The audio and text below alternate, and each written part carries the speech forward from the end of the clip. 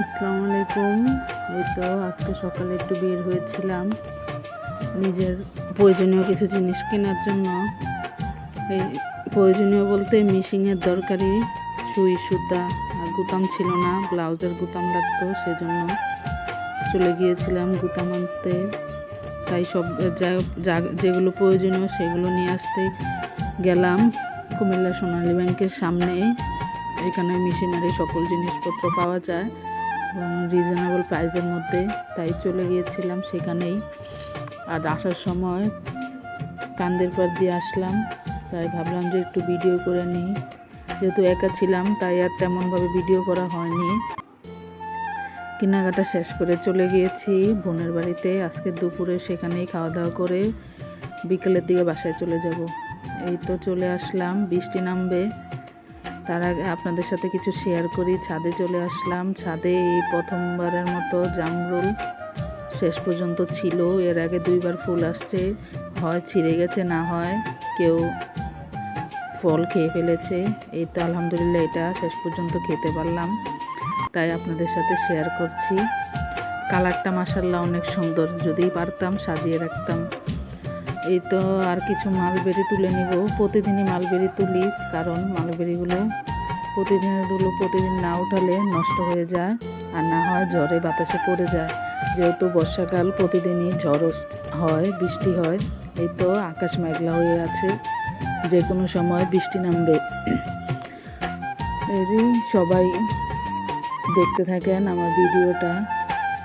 আর মালবেরিগুলো কিন্তু মিষ্টি হয়,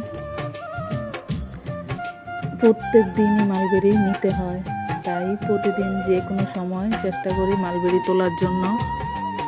মালবেরিগুলো কিন্তু আমার থেকে বেশি আমার মেয়েরা পছন্দ করে।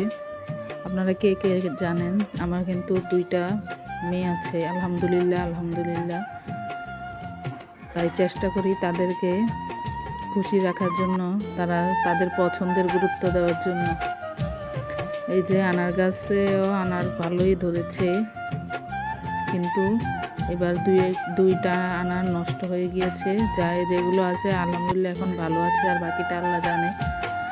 চেষ্টা করি ছাদ বাগানের সকল সবজি হোক বা ফল হোক, সেটা নিজেদের প্রয়োজন মেটানোর জন্য। এই তো এখানে অনেকগুলো করলা হয়েছে, এগুলো কিন্তু নিজেদের চাহিদার তুলনায় অনেক বেশি। যেহেতু নিজেরা লাগাই না, এই করলা গাছগুলো কিন্তু একবার খাওয়ার পর যখন আবার এই বিচির খোসা, সবজির খোসা সব গাছের গোড়ায় দেই, ওইগুলো থেকে আবার নতুন করে গাছ জন্মায়। আলহামদুলিল্লাহ দেখেই মন শান্তি হয়ে যায়। আর এত ঠান্ডা বাতাস, এত ওয়েদার সুন্দর ছিল, অনেক ভাল লাগছে। ছাদেও অনেক বাতাস। আজকে মাত্র বাইরে থেকে আসলাম, অনেক গরম লাগছিল, তার মধ্যেই আকাশ মেঘলা হওয়াতে ছাদে চলে গেলাম। এই যে আমার এই বছরের 2-3টা মরিচ গাছ আলহামদুলিল্লাহ এত ভালো, মনে হয় এগুলোতে সারা বছরই মরিচ খেতে পারবো। অনেক মরিচ ধরছে, একটা পরিবারের চাহিদা মেটানোর জন্য এগুলোই যথেষ্ট। এই যে এদিকেও করলা গাছ আছে, আর আমার আম গাছ। এক গাছের আম তো অলরেডি 2টা খাওয়া হয়েছে, আর এটাতে 6-7টা আসার মধ্যে এটাই এখন পর্যন্ত আছে। এটা আজকে তুলে ফেলবো, তাই দেখছিলাম যে কিভাবে তুললে ভালো হবে। মানে এত ভালো লাগে, দেখেই চোখ জোড়ানো শান্তি লাগে। আলহামদুলিল্লাহ অনেক খুশি মনে হয় যখন নিজের হাতে গাছের ফল নিজে হাতে তুলে খেতে পারি বা সন্তানদেরকে খাওয়াতে পারি।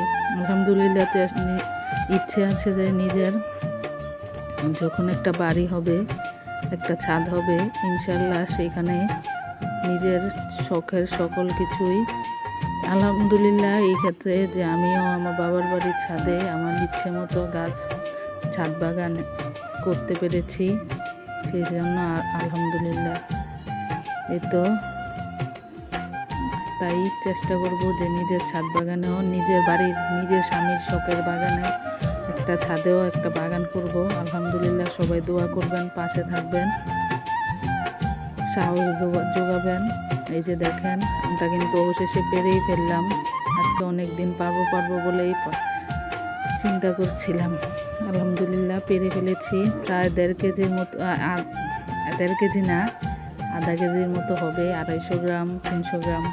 অনেক ওজন ছিল, যদি ওয়েট মেশিন থাকতো মেপে দেখাতে পারতাম।